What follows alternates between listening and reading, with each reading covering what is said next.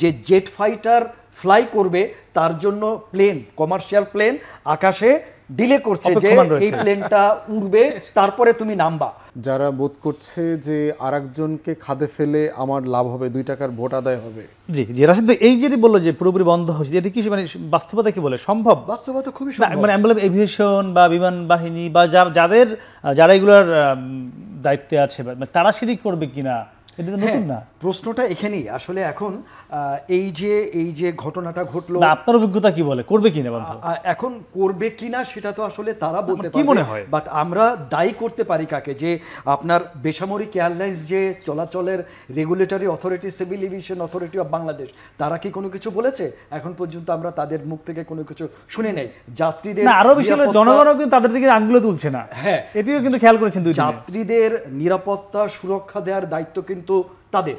তারা কিন্তু কখনো বলেছে কিনা আমার জানা নাই যে এরকমের একটা সিঙ্গেল রানওয়ে দিয়ে আমি এই যে জেট ফাইটারের প্রশিক্ষণ বিমান যে তুমি চালিও না, এটা তারা বলেছে কিনা আমার জানা মতে আমি এটা শুনিনি কখনো। সো এই তাদেরকে যদি আমরা রেসপন্সিবল করতে পারি, তাহলে আসলে যেটা আমরা আলোচনায় আসছে যে এই সিঙ্গেল রানওয়ে ঘনবসতিপূর্ণ জায়গায় আপনার সিঙ্গেল রানওয়েতে কমার্শিয়াল অপারেশন, জেট ফাইটারের অপারেশন, এখানে একটু বলি, সিঙ্গেল রানওয়েতে বর্তমানে ঢাকার সক্ষমতা আছে সম্ভবত 80 লাখ যাত্রী নিয়ে ওঠানামা করার, কিন্তু সেটি মনে হয় এখন ওঠে প্রায় 1,20,00,000 সক্ষমতার উপরে আছে। এবং আমরা যদি জানি থার্ড টার্মিনাল হলে এটি 2 কোটি ছাড়িয়ে যাবে, তখন কি হবে? তাহলে তখন কি হবে আপনি বুঝতে পাচ্ছেন যে এরকমের আপনার যদি এখন 80 লাখের রানওয়েতে 2 কোটি কিভাবে? হ্যাঁ, আমাকে বেশ কয়েকজন পাইলট বলেছে তার 32 বছরের জীবনে সে পৃথিবীর বহু শত এয়ারপোর্টে নেমেছে, বাট কোথাও তাকে যে জেট ফাইটার ফ্লাই করবে তার জন্য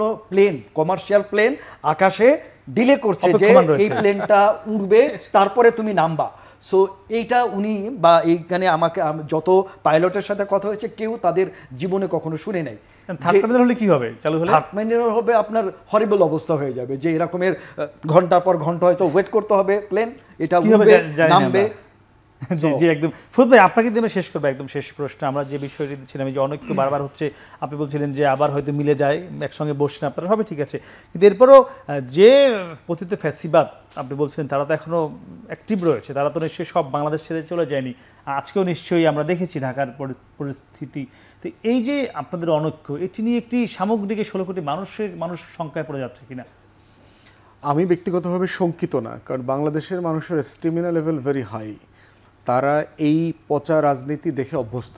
এই জন্য দেখবেন যে মিছিল মিটিং খুব আগ্রহ ভরে তারা দেখে। দেখবেন পুলিশ, রাজনৈতিক দল মারামারি করছে, এটা 2 পাশের উৎসুক জনতা লাইন ধরে দেখে এবং এটা ভিডিও করে।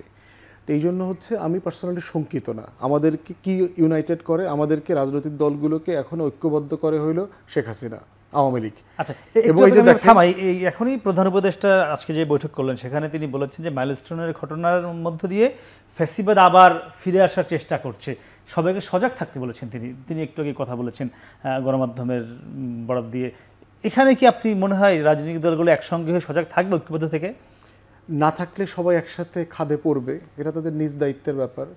যারা বোধ করছে যে আরেকজনকে খাদে ফেলে আমার লাভ হবে, 2 টাকার ভোট আদায় হবে, সে নিজে বুঝতে পারছে না যে এটা একটা কালেকটিভ এফোর্ট এই শত্রু সাপেক্ষের বাস্তবতাতে। সে এখানে একা কেউ ফাঁদে পড়বে না। এই জন্য বড় 4টা দল যে নিজেরা একজন আরেকজনকে গালাগালি করছে, বকাঝকা করছে, অভদ্র ভাষায় শিষ্টাচারহীনভাবে কথা বলছে, এইটার এন্ড রেজাল্ট হচ্ছে ওই পাকা তালটা মাটিতে পড়বে না, সবার মাথায় পড়বে এবং সবার মাথা ফাটবে এবং কালেকটিভলি সবাই বিপদে পড়বে। এটা ন্যূনতম কমন সেন্সের ব্যাপার। তারা যদি 111-কে ভুলে যায়, তারা যদি আগের দশকের আন্দোলন সংগ্রামগুলোকে ভুলে যায় এবং শত্রুকে যদি ভুলে যায় যে আসলে গোখরা সাপ জঙ্গলে পালাইছে কিন্তু তার বিষ দাঁতটা চলে যায় নাই, সে আবার ছোবল দিতে পারবে, এটা ভুলে গেলে সবাইকে আবার মাসুল দিতে হবে। যে আমরা প্রত্যাশা করি আপনারা ভুলে যাবেন না, এক হয়ে বাংলাদেশের পক্ষে থাকবেন। আপনাদের 3জনকে অসংখ্য ধন্যবাদ।